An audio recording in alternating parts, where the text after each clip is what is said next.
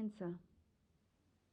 And if you really want to learn more about this, I highly recommend you read Louise Hay's wonderful book, You Can Heal Your Life, where she gives the emotional blocks that are behind many physical ailments.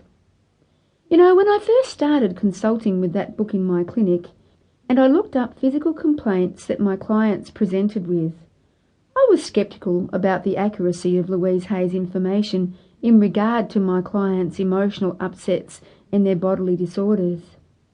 But time and time again, I've been amazed to find that the ailment or injury does have an emotional correlation that fits perfectly with the client's current situation or understanding. Please review the book for yourself. I think you'll be wonderfully surprised about how useful it is. Well, in my approach to psychology, I still needed a metaphor for us stoical and cynical Aussies. So I came up with my own unique theory.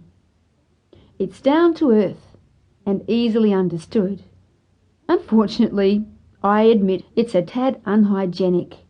It's the Dr. Janet Hall bucket of crap theory. That's right, I said bucket of crap theory. Now, some readers may not like the visuals, or heaven forbid the olfactories, of thinking about a bucket of crap. But some people who analyse will only listen when it's too late.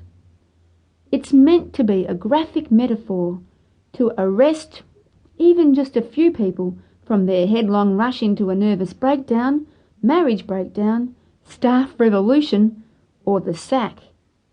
You see, the idea is that we're all walking around carrying an invisible bucket of crap. Some lucky people have been born with big buckets and they can hold a lot of stress and upset. And some of us have little tiny buckets which can't hold much. Now, there are two major upsets that we will all inevitably encounter that are a major source of bucket overflow. And these are, number one, grief or loss. That's grief or loss. And number two, invalidation. An example of grief or loss is, of course, if somebody very close to you dies. But you can also grieve about things that never came to be, things like your dreams, perhaps a dream around a career or around a relationship that you had great hopes for.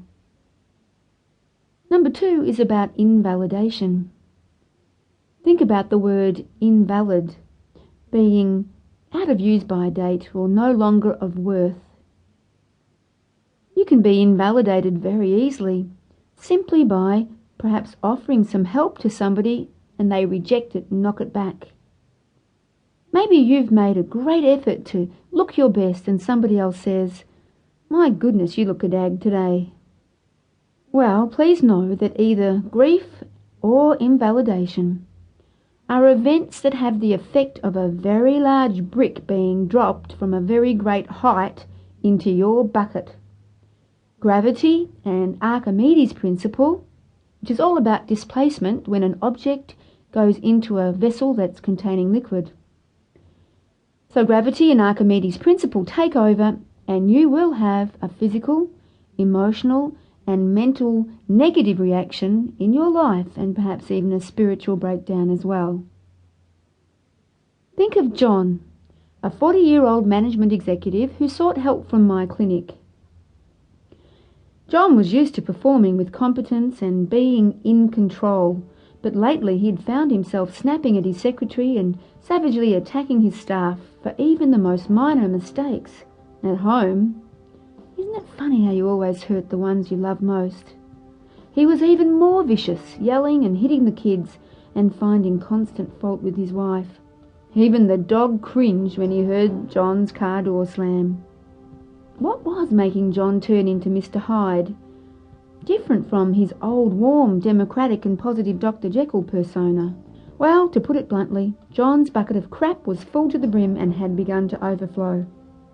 In John's case, the crap initially began to ooze as he was becoming increasingly irritable and explosive at home.